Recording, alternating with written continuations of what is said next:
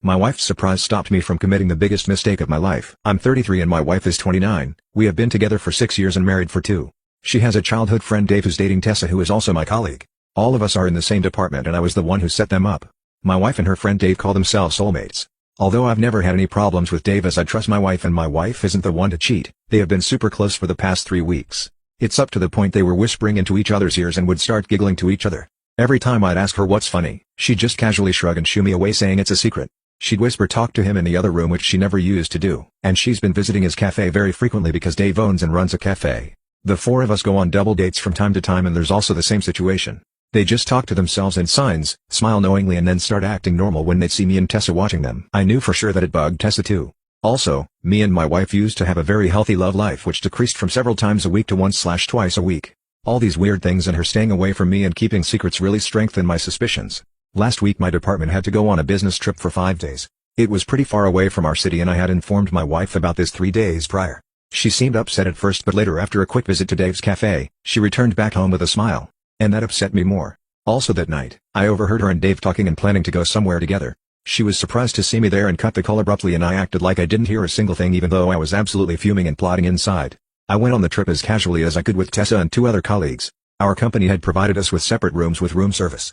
My mind was filled with revenge plans, and I decided that if she, my wife, was enjoying herself, then why couldn't I a little? The city we went to is famous for its nightlife, so my plan was to complete my work for the day and go out and most possibly bring a girl to our room, and you all know what would be next.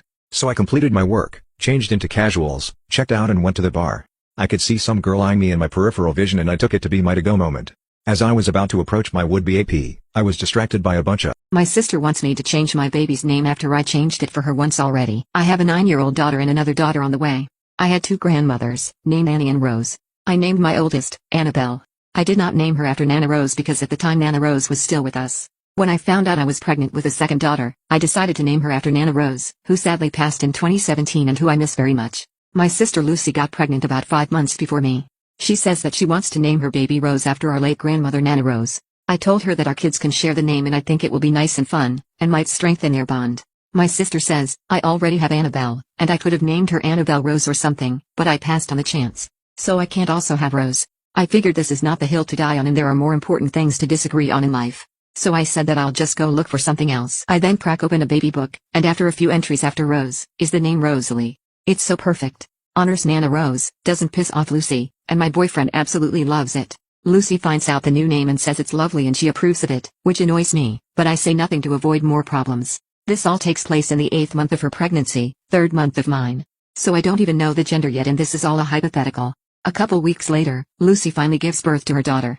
When I say I was completely caught by surprise, I really mean it. She announces that her daughter's name is Rosalie. The name we agreed that I will settle for because she really wanted Rose.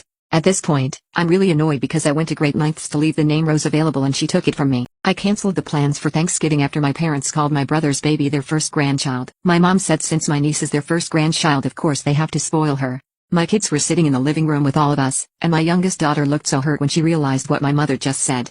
My son and my 11-year-old didn't fully react to it, but I could tell it really bothered the both of them too. Sarah spoke up and said, "Oh, you mean first grandbaby, not first grandchild." My dad shook his head and replied that my niece was their first grandchild.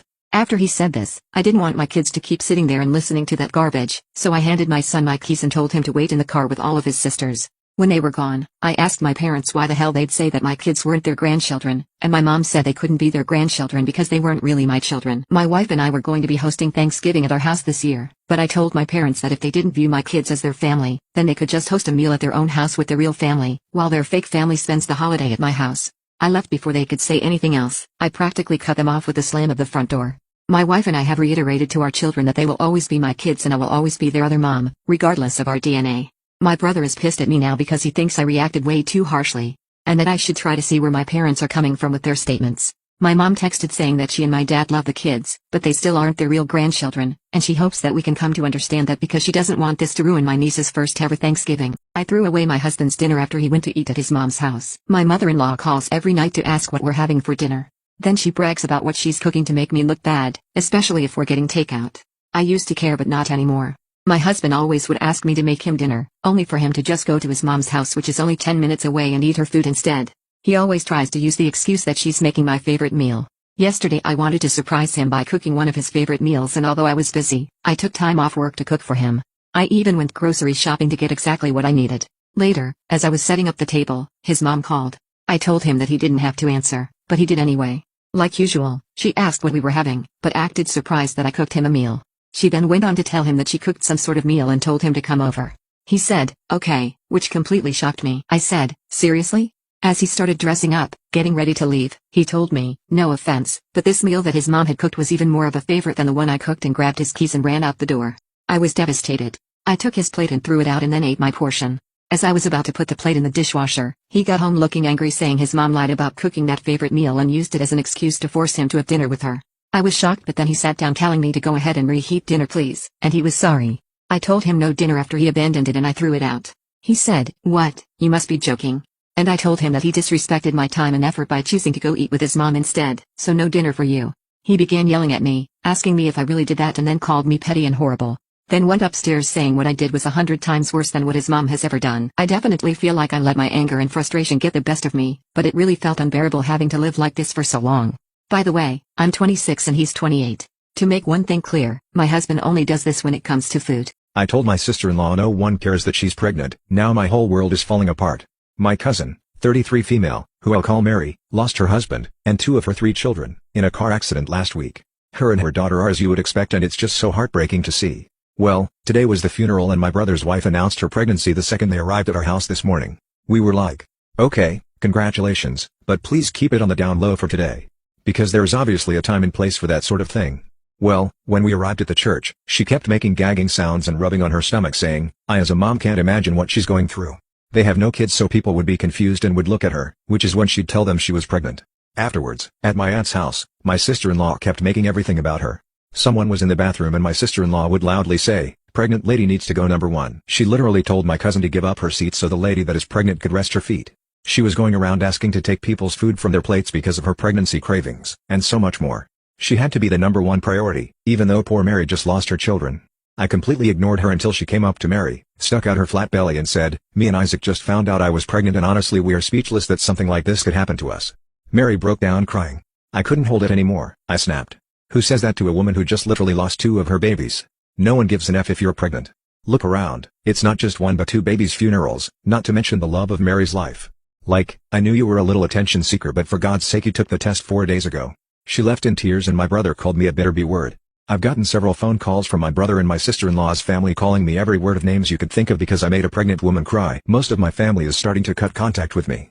Mary and my aunt greatly thanked me, but if I'm being honest, I feel bad about causing such a scene. So am I the jerk? My foster parents treated me like crap, so I obliterated their reputation in our small town. My parents passed away in a hit-and-run car accident when I was 10 years old. My dad was only 39 and my mom 35. Neither of my parents had relatives who could take me in. We lived in a really small, church-going town where everyone knew each other. My dad had been the heir to a small fortune and so I didn't really have to work. He didn't like the big cities, so him and my mom decided to move to a small town where he could have an antique store. My mom was into collecting antiques. I would have had to go the orphanage route when they passed, but this couple from the church, who I will call Mr. and Mrs. Banks, made this big to-do in church about how a little girl needs a loving home, and God has given us this joyous task of bringing her up in our home and hearts. It's been a long time and I don't remember if those were Mrs. Banks' exact words, but they were something cringe-worthy like that. The Banks family had their own daughter Ella, who was a year older than me. That should have meant we would be super good friends, but Ella had her own thing going and always ignored me. The Banks received a stipend from the state to take care of me, but they also received checks every month from my dad's estate, which was supposed to take care of me until I was 18. When I did turn 18, I would receive full control of my parents' inheritance.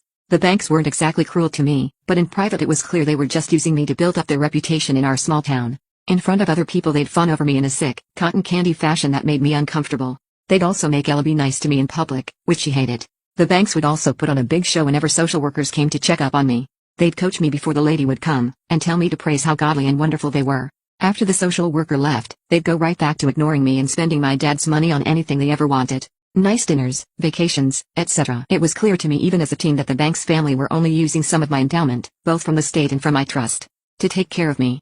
The rest, they spent on themselves. As I grew older, I could see that my foster parents would pretend as though they had great business acumen and that's why they had more money and could buy a new Volvo. Where I'm from, a new Volvo is an event and take a trip to New York and buy fancy clothes for Ella. When I was 17, I noticed that my foster parents were stockpiling away my trust fund money to pay for Ella's tuition to college.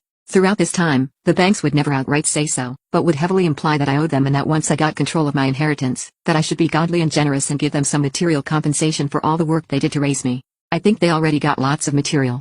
Especially since Mrs. Banks practically stole all of my mom's antiques from her store and kept them for herself, gave them to Ella, or to her other relatives. One thing my mom never kept at her store was an extremely expensive, Baroque-era fine china set, absolutely complete and worth tens of thousands of dollars. Not a replica, but the real deal. So real, Napoleon Bonaparte himself might well have eaten the steak off those plates. Probably not, but you get the point. It was my china set of course, but Mrs. Banks thought I was an idiot and didn't know that. She would always talk about how this china set will go to Ella on her wedding day. Mrs. Banks assumed that since I always dressed like a tomboy, I didn't care for all my mom's antiques that Mrs. Banks stole or gave away, that I just didn't care about the china set. When I was a kid, my mom told me that things were just things, and never obsess over them. So, having the frou-frou china set for myself wasn't an issue. What was an issue was Mrs. Banks acting like it was hers to give away, which is so wrong. So, once Ella went off to college, thanks to my biological mom and dad's money, I had to make my own plans. I had always done well in school and had actually gotten a partial scholarship to attend school out of state. I could easily pay for with my inheritance, which I would very soon have control of. Per usual, Mr. and Mrs. Banks were telling me about how I owed them compensation, and since I was going to be rich soon I ought to share the wealth. I figured that over the past 7 years they probably stole or misappropriated more than $200,000 of my parents' money, to say nothing of the state money they misused.